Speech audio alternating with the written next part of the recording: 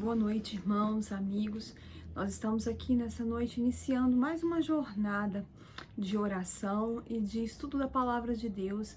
E nós vamos então estudar até o final do mês de outubro o Evangelho de João, que muitos de vocês devem ter recebido ou já leram, tem na sua Bíblia, leem e conhecem. E às vezes você pode estar se perguntando por que nós escolhemos, o Evangelho de João, por que essa campanha de evangelização tem como foco o Evangelho de João. Nós precisamos compreender algumas coisas importantes sobre o Evangelho de João. O Evangelho de João, ele é um pouco diferente de Mateus, Marcos e Lucas, né? Mateus, Marcos e Lucas são evangelhos bastante parecidos entre si, relatam o ministério de Jesus e falam sobre aquilo que Jesus Cristo fez enquanto esteve aqui, sobre os ensinamentos que ele deixou, sobre a forma como ele viveu e sobre tudo que ele então deixou escrito como ensinamento para nós. Mas o Evangelho de João, ele então apresenta Jesus como o verdadeiro homem e também o verdadeiro Deus. É o evangelho mais, digamos assim, teológico de todos. Ele enfatiza a verdade de que o Filho de Deus, Jesus Cristo, o Verbo eterno, se fez carne e habitou aqui entre nós. Então, quando nós lemos o Evangelho de João, estudamos e aprendemos sobre ele, nós aprendemos a ter uma confiança inabalável em Jesus. E isso é uma condição indispensável para que nós possamos ter, então, a vida eterna, a salvação. João lista 7 milagres de Jesus: a transformação da água em vinho, a cura do filho de um oficial, a cura do paralítico em Betesda, a multiplicação dos pães e peixes, a caminhada sobre o mar, a cura do cego de nascença e a ressurreição de Lázaro. E nesse mesmo jeito de escrever, maneira de escrever, ele seleciona então 7 afirmações importantes sobre Jesus que nos leva a entender quem era Jesus. É a revelação de Jesus para nós, a revelação de Deus por meio de Jesus, que também foi a revelação que Deus fez, lá no Monte Sinai a Moisés. Ele então, quando ele se apresenta a Moisés como eu sou o que sou. João aqui então traduz o eu sou o que sou e apresenta então Jesus como sendo o pão da vida, como sendo a luz do mundo, como sendo a porta, como sendo o bom pastor, como sendo a ressurreição e a vida, como sendo o caminho, a verdade e a vida, e como sendo a videira verdadeira.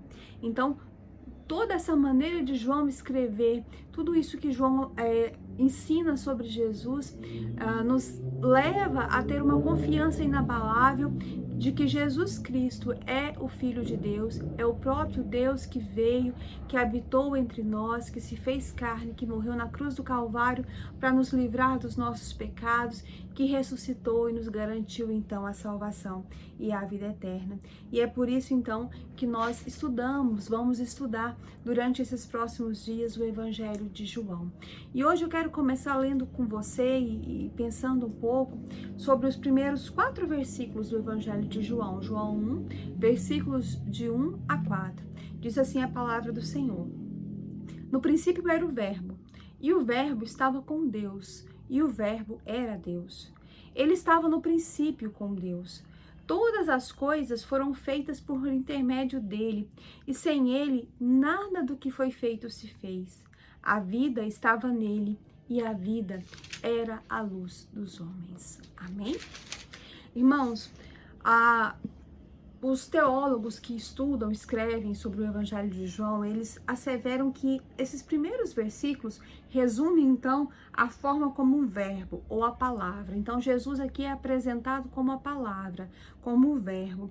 E ele, então, foi enviado ao mundo para tornar-se o Jesus da história, de forma que a glória e a graça de Deus pudessem ser manifestadas de modo singular e perfeito. Então, nós vamos destacar algumas coisas que nos levam a entender que Jesus era 100% homem, mas ele era também 100% Deus. Primeira coisa que nós lemos aí nesse versículo, nos versículos de 1 a 4, é que João afirma que Jesus Cristo, ele é eterno.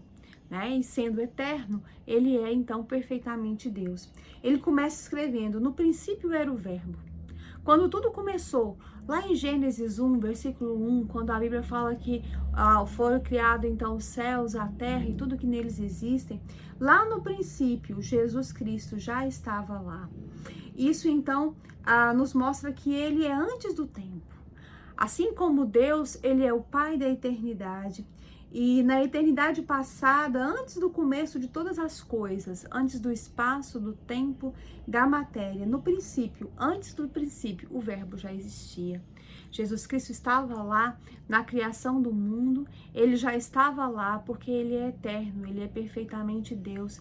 Ele estava antes da fundação do mundo, quando Deus então traçou o plano de salvação da humanidade e resolveu então enviar o seu Filho para nos salvar. Jesus já estava lá e ele aceitou essa obra voluntariamente. A Bíblia fala que ele fez por amor, que ele se ofereceu e ele já estava lá. Então ele é eterno, assim como Deus Pai e o Espírito Santo, ele é eterno. Ele é antes de todas as coisas e isso é a primeira característica que nos mostra que ele é perfeitamente Deus. João também fala que Jesus é uma pessoa igual ao Pai em essência, mas ele é distinto em natureza. Tá aí no versículo 1b e no versículo 2, ele diz assim, ó: "E o Verbo estava com Deus, ele estava no princípio com Deus." Antes da criação do universo, o Verbo já tinha comunhão com Deus Pai. Então, nós sabemos que Jesus Cristo, Deus Pai e o Espírito Santo, eles são uma pessoa só, né? A Trindade divina. Mas, ao mesmo tempo, eles são distintos em natureza, né? Jesus é distinto do Pai. Ele é da mesma substância, ele é eterno, ele é imortal, mas ele é distinto em natureza. E ele, então, veio com o propósito de se tornar homem, de morrer na cruz do nosso lugar. Ele é divino, né? Ele era Deus. Jesus não foi um anjo, ele não foi também criado por Deus, ele era Deus. Ele veio com autoridade para redimir os pecadores. Foi a sua obra que fez então a redenção de todos nós, a sua obra na cruz do Calvário. Ele é Deus, ele é coigual com o Pai. Ele não é apenas um mestre moral, ele não é um grande professor. Jesus é Deus. O primeiro versículo do Evangelho de João, então, declara que ele desde a eternidade, ele é então Deus, ele tem a personalidade de Deus. João pretende que todo o seu evangelho seja lido então com esse entendimento, à luz desse versículo.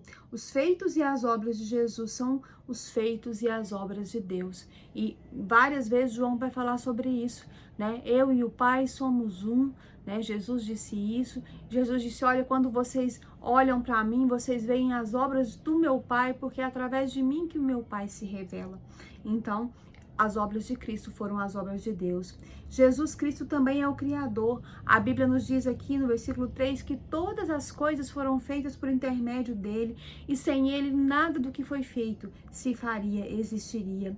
Então Jesus trouxe à existência todas aquelas coisas que não existiam. Isso está lá em Gênesis 1:3. Ele é a palavra criadora de Deus, por isso que ele é chamado aqui de o Verbo, por meio de quem todas as coisas visíveis e invisíveis, terrenas e celestiais foram feitas. Isso está lá em Colossenses 1:16. Hebreus 1:2 fala que o Filho de Deus é também por meio de quem o universo foi feito, que todas as coisas subsistem por meio dele. Então, Jesus também é o Criador de todas as coisas, é o sustentador de todas as coisas. E outra afirmação que João faz aqui nesses primeiros versículos é que ele é autoexistente. Ele diz que a vida estava nele e a vida era a luz dos homens. Todos os seres que existem no universo foram criados, por isso eles não têm vida em si mesmos. Mas Deus tem a vida em si mesmo, só Deus é autoexistente. E aqui João nos afirma que o Verbo não recebeu vida, que ele é a vida. Então dele vão decorrer todas as coisas. Jesus é a fonte de tudo que existe, ele é a vida. E isso nos prova que ele é Deus. Nós precisamos olhar para Cristo não como alguém que viveu aqui como homem e foi apenas um bom homem ou apenas um mestre que nos ensinou muitas coisas. Não é isso. Jesus Cristo viveu aqui como homem, mas ele era o tempo todo Deus. Ele era antes da existência do mundo, ele continuou sendo depois que ressuscitou e subiu aos céus. Ele é Deus hoje e ele será Deus por toda a eternidade. Ele é Deus. E isso torna a obra de Cristo ainda maior e mais especial, porque o próprio Deus veio, o próprio Deus se encarnou e morreu na cruz do Calvário no nosso lugar. E ali ele nos deu então perdão para os nossos pecados, ali ele nos justificou, ele nos fez justos diante de Deus, coisa que nós jamais seríamos com os nossos próprios méritos. Ele nos deu então a redenção, ele redimiu os pecadores dos seus pecados. Então, Jesus Cristo é Deus, mas ele também foi perfeitamente homem, né? Depois que João fala sobre isso, mais um pouquinho para frente aí, se você ler o versículo 14 e o versículo 18, João fala assim: e o verbo se fez carne e habitou entre nós, cheio de graça e de verdade. E nós vimos a sua glória, a glória como do unigênito do Pai. Esse é o versículo 14. E o versículo 18 diz assim: ninguém jamais viu a Deus, o Deus unigênito que está no seio do Pai é quem o revelou. Então João está dizendo nesses versículos que Jesus Cristo veio e assumiu a natureza humana. O verbo se fez carne e habitou entre nós. E ele então se fez homem sem deixar de ser Deus. E nele então habitou corporalmente toda a plenitude da divindade, né? Deus estava aqui no meio de nós. Quando o verbo se fez carne, as duas naturezas, a natureza divina e humana, se uniram de uma forma inconfundível, imutável, indivisível e inseparável. O verbo eterno, aquele que é pessoal, divino, autoexistente e criador, ele se esvaziou da sua glória. Ele precisou abrir mão de toda a glória que ele tinha, para que então pudesse descer até nós e vestir a nossa pele humana. E ele fez então um de nós, em tudo semelhante a nós, exceto no pecado. E ele então é o grande mistério da encarnação. Ele foi semelhante a nós em tudo. E é por isso que ele conhece as nossas dores, ele conhece as nossas fraquezas, ele conhece as nossas dificuldades.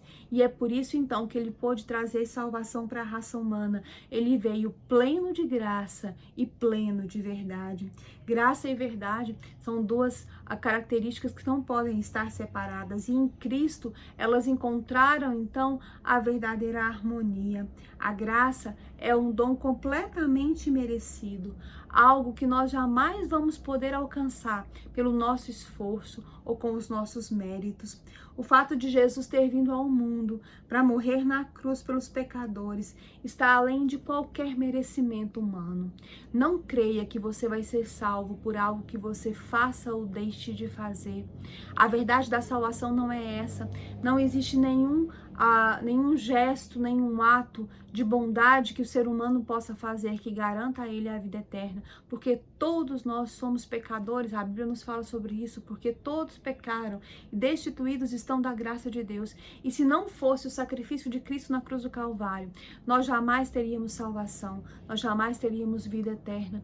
É por isso que a salvação é pela graça, e para que você seja salvo, basta que você creia que Jesus Cristo é o Filho de Deus, basta que você entenda essa verdade, que você não pode ter nada pelos seus próprios méritos, mas que você depende de Cristo para ter salvação e para ter vida eterna, para ter uma vida de abundância, para ter uma vida de paz. E quando você entende isso e aceita Cristo como seu Salvador, você aceita o sacrifício que ele fez por você na cruz do Calvário. E você então desiste de lutar por algo que você não pode conseguir, e você ganha isso de graça. A salvação é por meio da graça revelada por Cristo Jesus, que era o próprio Deus e que deixou a sua glória, assumiu a forma de homem e de servo e morreu por nós na cruz do Calvário. E ele veio então revelar a glória do Pai, porque nós podemos ver então a sua glória, como a glória do unigênito do Pai. Jesus é a expressão perfeita daquilo que Deus é. Ele é Deus de luz, ele é luz de luz. Jesus é Deus. Quem vê a Jesus Cristo, quem conhece Jesus Cristo, quem entende quem ele é, vê ao Pai, porque ele e o Pai são um. João vai falar isso lá no capítulo 10, versículo 30. Então, irmãos, precisamos entender isso, que o nosso Jesus Cristo que veio aqui ele era Deus e ele voluntariamente se entregou por nós e ele se fez completamente homem. E hoje ele intercede por nós porque ele conhece o que é passar fome, ele conhece o que é passar sede, ele conhece o que é ser tentado, ele conhece o que é ser humilhado, ele conhece o que é receber dos seres humanos o pior tratamento possível, ele conhece as enfermidades, ele conhece as dores do coração e da alma, ele se sentiu sozinho, ele ficou triste, ele chorou, ele perdeu amigos, entes queridos, e ele então conhece, e é porque ele conhece que ele pode hoje interceder por nós. Ele sabe do que nós precisamos e antes de qualquer coisa, ele nos oferece graça, salvação e vida eterna.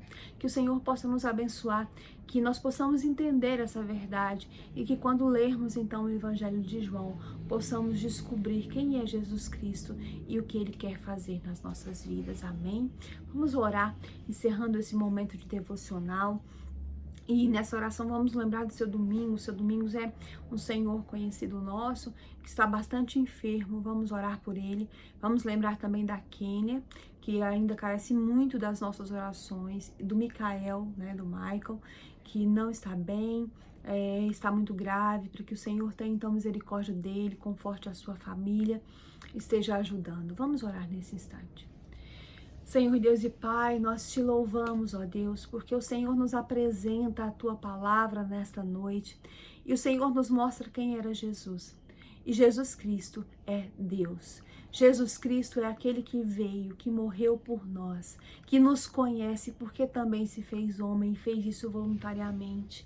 Ó Deus, nessa noite nós te louvamos pelo sacrifício de Cristo na cruz do Calvário, pela morte dele que nos garantiu redenção, que nos garantiu perdão pelos nossos pecados, que nos garantiu justificação diante de Deus, que nos trouxe paz e que nos traz então, ó Deus, a oportunidade de ter uma vida eterna com Cristo.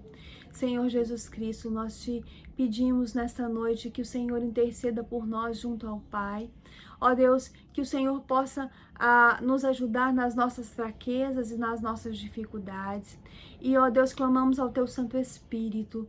Ó Deus, que nesse instante toque em cada coração. Estenda, ó Deus, a Tua graça, o Teu amor a cada pessoa que está diante do Senhor nesse instante em oração. Nós queremos te pedir, ó Deus, que o Senhor abençoe aquelas pessoas que nesse momento estão procurando por esperança, aquelas que estão procurando por paz e por luz. Ó Deus, que o Senhor se revele a essas pessoas por meio do Teu Espírito Santo e que elas possam entender a grande obra de salvação que Cristo fez. Ó Deus, que elas possam entender que Jesus Cristo só pode trazer esperança, paz e luz. Nós te pedimos, ó Deus, pela família da irmã Maria de Fátima.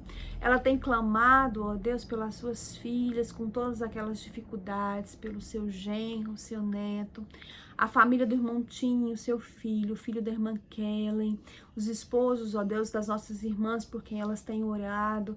Que o Senhor tenha a misericórdia, abençoe cada um nas suas necessidades, na necessidade que eles têm de paz, de salvação, de esperança. Ó Deus, te pedimos também que o Senhor esteja abençoando aqueles que nesse instante estão procurando pelo Senhor e desejam receber do Senhor a salvação, a revelação de Cristo. Ó Deus, toca nesses corações, aqueles que estão ouvindo da Tua palavra, que a Tua palavra possa fazer diferença e modificar cada coração. Senhor, nós te pedimos, ó Deus, também pelos enfermos, te pedimos pelo seu Domingos, te pedimos pela Kênia, te pedimos pelo irmão Feliciano, pelo Michael e junto com eles por todas as pessoas que têm lutado contra as suas enfermidades, têm lutado contra o Covid, têm lutado contra tantos outros males do nosso corpo. Que o Senhor tenha misericórdia, que o Senhor estenda as tuas mãos de poder, que o Senhor traga graça, que o Senhor traga cura. Ó Deus, que o Senhor possa trazer, ó Deus, para cada enfermo, esperança. Assim como nós te pedimos por aqueles, ó Deus, que estão enlutados, aqueles que perderam seus entes queridos e que estão tristes, que o Senhor tenha misericórdia, trazendo conforto e consolo do Teu Santo Espírito. Senhor Deus, também quero te pedir pelas famílias. Ó Deus, que o Senhor esteja presente nos casamentos. Ó Deus, que o Senhor esteja restaurando os relacionamentos entre marido e mulher. Ó Deus, que o Senhor esteja abençoando os pais na criação dos seus filhos. Que o Senhor esteja abençoando os adolescentes, que o Senhor esteja convertendo o coração dos adolescentes ao Senhor, o coração das crianças ao Senhor, e que o Senhor esteja dando sabedoria aos pais, para que eles eduquem os seus filhos nos caminhos de Cristo. Ó Deus, abençoa cada lar que enfrenta dificuldades financeiras nesse tempo. Nós temos, ó Deus, vivido dias de tantas dificuldades. Tantas pessoas necessitam, ó Deus, de sustento, mas o Senhor é o sustento. Ó Deus, o Senhor é aquele que cuida de nós e nós não precisamos estar ansiosos pelo dia de amanhã, porque o Senhor é que nos dá aquilo que precisamos. Ó Deus, então, nos sustenta com a Tua graça, sustenta as famílias, abençoa aquelas famílias que têm enfrentado dores da alma, que têm enfrentado dificuldades no seu dia a dia de diversas formas, problemas diversos. Que o Senhor tenha misericórdia, estende a Tua mão de poder sobre nós. Ó Deus, nos perdoa, porque nós falhamos contra o Senhor em diversas oportunidades. Então nos perdoa, tem misericórdia de nós, ó Deus, fica conosco, nós te exaltamos, te glorificamos. Ó Deus, nós clamamos ao Senhor a Tua bênção sobre a Tua igreja, nós clamamos, ó Deus, a bênção da edificação, ó Deus, a bênção do crescimento, que o Senhor acrescente à Tua igreja aqueles que estão sendo salvos, que o Senhor toque nos corações, nos abençoa, ó Deus, fica conosco. Ó Deus, nós te exaltamos, glorificamos, porque o Senhor é Deus santo, perfeito, eterno, imutável, é bom, é cheio de graça, de verdade, é glorioso, ó Deus, e apesar de ser quem é, se importa conosco. Nós te louvamos e te exaltamos, em nome de Jesus Cristo. Amém. Amém. Que o Senhor te abençoe, que Ele abençoe a sua vida, a vida da sua família. Sexta-feira, nós teremos novamente esse momento de devocional aqui às 20 horas, estudando mais um trecho do Evangelho de João. Que o Senhor te abençoe em nome de Jesus. Amém.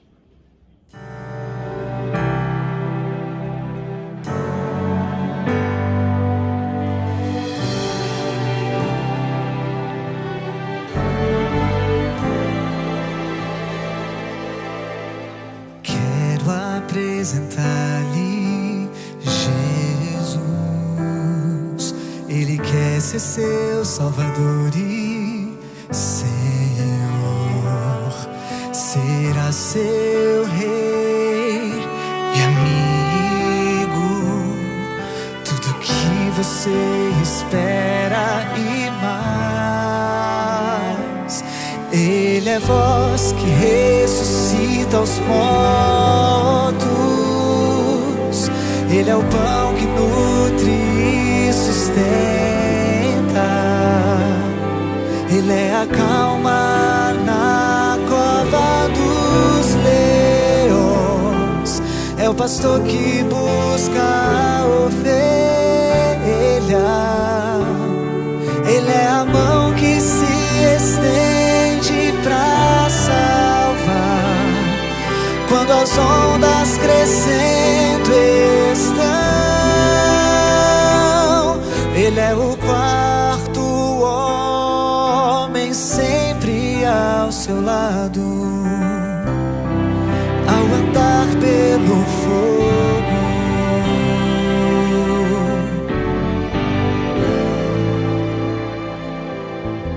A vida é repleta de problemas, mas bem perto de você Ele estará. Se você cair, Ele o carregará. Estará presente quando necessitar. Ele é voz que ressuscita os mortos.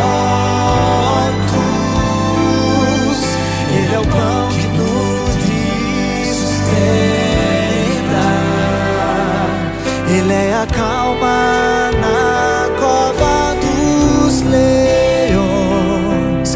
É o pastor que busca a ovelha. Ele é a mão que se estende pra salvar quando as ondas crescendo estão.